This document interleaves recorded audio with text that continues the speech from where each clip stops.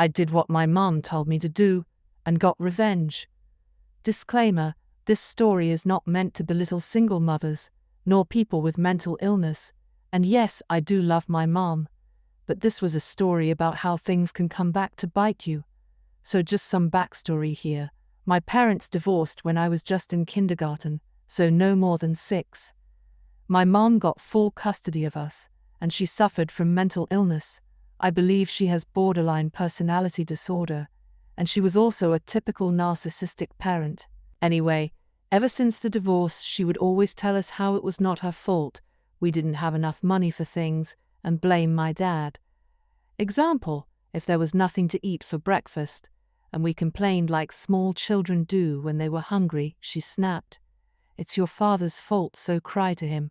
I just learned never to complain and do without, and spent my childhood taking care of her. My sister and I were trained from when I was about 8, my sister 10, to come right home from school and do our homework, and clean the house and take care of ourselves. Don't ask mom to make dinner, make it yourself, and all of the chores so mom doesn't have to do anything. It sounds bizarre, but we thought that was normal, as well as being hit and told on a daily basis that we were worthless. It got worse my senior year of high school. My grandma died a few months before that summer, and my mom quit her job and blew through the money my grandma left her before the summer was over. This was close to $75,000 back in 2000.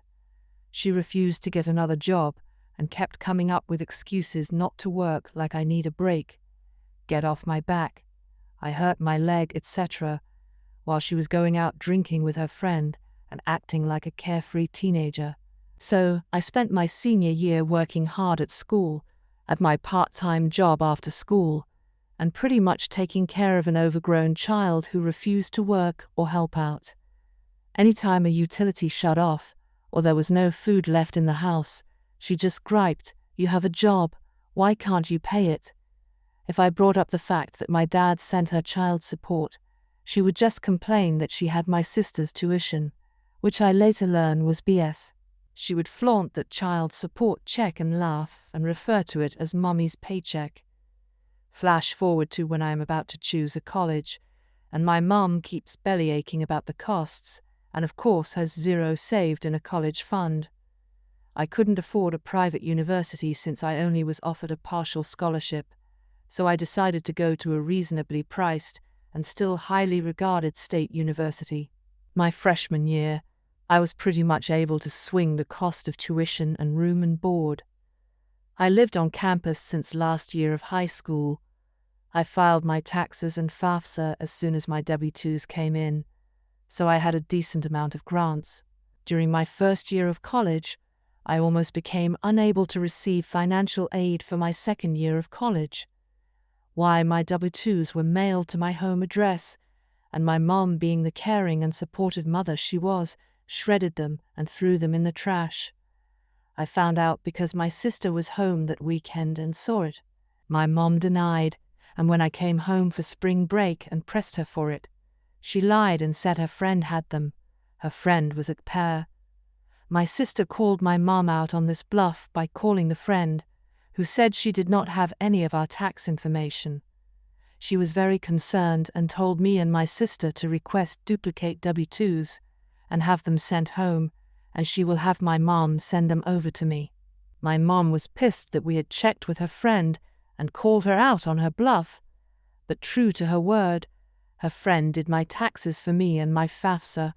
I had offered to pay her, or at least babysit for her, but she told me it was okay. I think she knew my mom was mentally unstable and felt sorry for me and my sister. At this point, I learned that my mom had not been helping out my sister at all with tuition like she claimed, and my sister had mentioned it to my dad, who had called her out and demanded to know where the child support was going to. My mom insisted he wasn't paying her enough money, and that's why she couldn't help us out.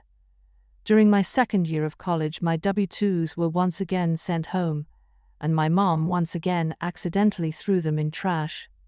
I had to request duplicate W-2s for my summer job, not just once but twice, because she kept throwing them in the trash. I filed my tax return late that year, and as a result my FAFSA was filed late, so I wasn't able to get the full amount I was receiving before. Anytime I complained to her about money or no food in the house, it was, "Complain to your father." Well, the summer before my 3rd year, I was burned out on my mom's BS. I was working full-time for the summer and saving as much as I could, but she was refusing to help me out at all, while I was home with food or anything. She was pissed that instead of paying the phone bill, so she could make long-distance calls to her online friends and spend all day in chat rooms. This was back when we had dial-up. I had the audacity to spend my hard-earned money on a cell phone and pay that bill myself. She told everyone I should just drop out because I wasn't applying myself hard enough. I was in the honors program, and she would play martyr with all her friends about, "It's so hard when you have kids in college, and they eat your out of house and home and come to you for money." At the end of the summer, I had saved $1,000, but the school won't let me move into the dorm unless I paid 50% up front, which I was about $10,000. I didn't know what to do, as all summer the university had told me I was fine, and then on move-in day told me I couldn't move into the dorm. I called my dad in a panic, and he spoke to someone who agreed to give me 24 hours. I moved in, and the next day my dad showed up first thing with a coffee and a donut for me, and told me not to worry. He was going to fix this once and for all. We went from office to office on campus, and he co-signed a loan, which he later paid off for me, and then he paid that balance on my tuition for the loan didn't cover. He then took me out to lunch and told me the truth. My mom never helped my sister with her tuition. My sister had graduated the summer before my junior year of college. My sister later confirmed this, but was not surprised my mom had lied. My dad had co-signed loan to help my sister out, which he later paid off for her, and my sister was able to get a scholarship and do coup to pay for her last 2 years. He also advised me that my mom was not so poorly off. As part of the divorce settlement, he had to pay the mortgage and property taxes on our house, and even though my sister was now out on her own, he was still paying her the same amount of child support of about $2,000 a month, despite the fact that I was living on campus for 75% of the year, and my mom has not given me a dime. Just to give you some clarification, my tuition and room and board before financial aid kicked in was $15,000 a year, so she could have easily helped me out with school, since after financial aid kicked in, when I was able to get it, the balance was usually $6,000. I was hurt to think my mom was just living off my child support and constantly making me feel guilty for wanting anything, or for not being able to cater to her every whim. She would get pissed that I wouldn't come home on the weekends to help her clean the house that I was not living in. I thought about how bad she made me feel growing up and made me feel worthless when in fact, had it not been for me or my sister, she would have not had a roof over her head after the divorce. He asks me to grant him access to my account so he could prove my mum was not paying for college and that I was. He asked me how I would feel if he took care of college instead of paying my mum child support. Sounded good to me.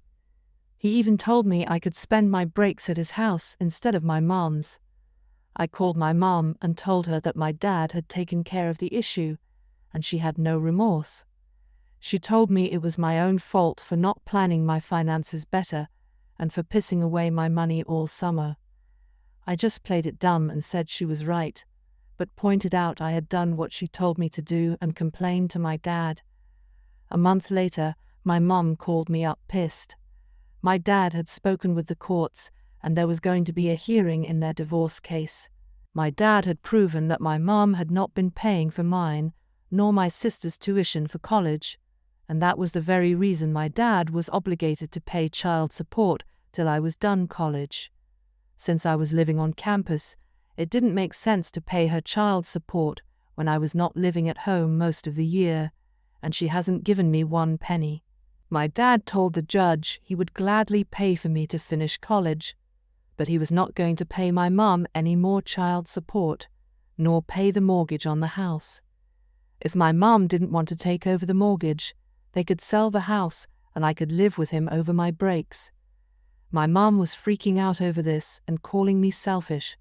I just reminded her that my tuition must cost a lot more than what she got in child support, since she was never able to help me with costs of school. She just kept laying guilt trips on me about how I was selfish because she didn't get to go to college right after high school, and how she never got to have 4 carefree years of college. I pointed out to her that she had not worked since my grandma died about 3 years ago, and that I was working and going to school at that time, while she got to live a carefree life. She pretty much ripped me a new one at that point. She tried to get back at my dad by not paying utilities on the house to make it seem like she needed the money. She then told me that the electric and water were now shut off, so if I wanted to come home for winter break, I needed to help her out. She had moved in with her boyfriend at his condo. I just told her that I would miss her, but that I would just go to my dad's for winter break. She was pissed and cried about how selfish I was for not wanting to come home for Christmas. Side note, the Christmas before, my present was throwing out many of my personal belongings. Why? My mom was pissed off at me that I didn't want to come home one weekend to help her clean, because to get home I had to take 2 buses, 2 trains, spend $20 one way and wait for her to hopefully remember to pick me up at the train station, which was a whole 20-minute drive for her after I had traveled for 4 or 5 hours, because I had finals and I told her I would help clean for the holidays once I came home for winter break. Her response: she took all of my things, threw them in boxes, and threw them out on the front lawn. Most of my things were destroyed by being left on in the rain and washed away, most of them. I told my mom that I would come and visit her over my winter break, once she got the utilities turned on. I told my dad what was going on, and he said he and my stepmom and my half-brother and sister were thrilled I was going to stay with them for winter break, and he can get me a job in his office as well for winter break. He also called my mom and reminded her that the child support had not stopped, and they were going to list the house in a few months. So what was this nonsense about the utilities being shut off?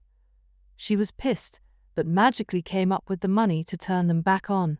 That spring my dad took officially by the judge that she better cooperate with the sale of the house and keep up with the utility bills, etc., so it would sell. Her boyfriend moved in with her till the house sold, and she moved to another time zone. The real kicker: it was cheaper for my dad to pay college costs than to pay her child support. To summarize, my mom abused and exploited me, and I got my revenge by causing her to lose her child support and free rent by doing what she told me to do for years: complain to my father. No regrets. AITA, thanks. Some of you have asked, are things better now? Depends on what you mean. I am not as close to her as I am with father and stepmom, whom I grew closer to after college and still close to this day, but I still have a relationship with her. We talk, but I have learned not to trust her because she will let me down. Like a couple of years ago, we were supposed to meet for my birthday, and she stood me up. Now I don't include her at all when I plan birthdays or holidays. And some have asked how she treated us growing up. She wasn't 100% bad, but her bad moments were pretty bad. Granted, I have met a lot of people who have had it worse, so I try to remember that. After college, she was trying to pull the same pity card she had when I was in school. This time she was trying to convince me to move from New Jersey to Tennessee. She had moved before my last year of college to a different time zone, and didn't even bother to tell me or my sister. She just took off. I liked the area and told her I would see if I can find a job, and would consider taking her up on her offer to live in her guest room temporarily. She right away started laying me on a guilt trip, and I hung up. She then called my sister and complained about how I have a daughter that doesn't want to take care of me. My sister and I both laugh about that. She wasn't even 50, perfectly healthy, and refused to work. No way was I going to move in and take care of her. She pretty much spent most of my adult life in and out of mental hospitals, and trying to convince us that either we want to live with her, or we want her to live with us. She moved into my grandparents' old house in Philly. They'd passed away years ago, didn't keep up with the repairs and had to sell it for less than what she felt it was worth. Wound up staying in various relatives' guest rooms and coming up with excuses not to work, and finally warrant her welcome at so many people's houses that she wound up in the hospital, and then in a shelter, and now lives in subsidized housing. It's a cute apartment and is like a loft style, but guess what? She still complains about how bad she has it, and how no one wants to take her in. Lol. Thanks again for all of the kind words, upvotes and messages. I know I grew up in a less than perfect situation, but I always remind myself that there are many others who have had it worse. I at least had my father and my sister, and that going through something like that has taught me to be strong and to rely on myself. Now for some top comments. Now that is pro-revenge. I'm glad that things have finally worked out well for you. Thanks. My mom was pissed at me for years. I think she still is a little, for forcing her to grow up, but hell, she forced me to grow up at 8. God, that was painful to read. I'm sorry your life had to be like that, but I'm happy your dad was able to help you. Even happier you were able to help him. Painful as hell. It just kept getting worse. Satisfying ending though op. I'm sorry you went through what you did, but I'm glad it's finally being resolved. Hope your mom gets the mental help she needs somehow. Good for you for turning the tables. I'm always amazed about how low these people can go. Not only could she have paid both your tuitions, but she would have had money left over. Instead, she played a victim and left you to starve. I hope her boyfriend sees her for who she is and leaves her on the curb. Oh, that boyfriend barely lasted a year. Same thing with the next one. Then she got married, and that lasted less than 2 years. Man, that was a phenomenally horrible divorce agreement, if he was paying child support for offspring older than 18, and the mortgage on the house as well. Seriously, WTF? $2,000 a month plus the mortgage. Either he's a millionaire or had a terrible lawyer. Why not keep up with his kids and go back to the courts with proof she wasn't taking care of them? My dad was unaware of what was going on, because as much as my mom told us to complain to our dad, she also had full custody of us and trained us never to talk about what happens at home with others. I once told my guidance counselor about what was going, and she told my mom. My mom kept me home for 2 days to hit me and tell me how she hated me and was going to encourage me to die.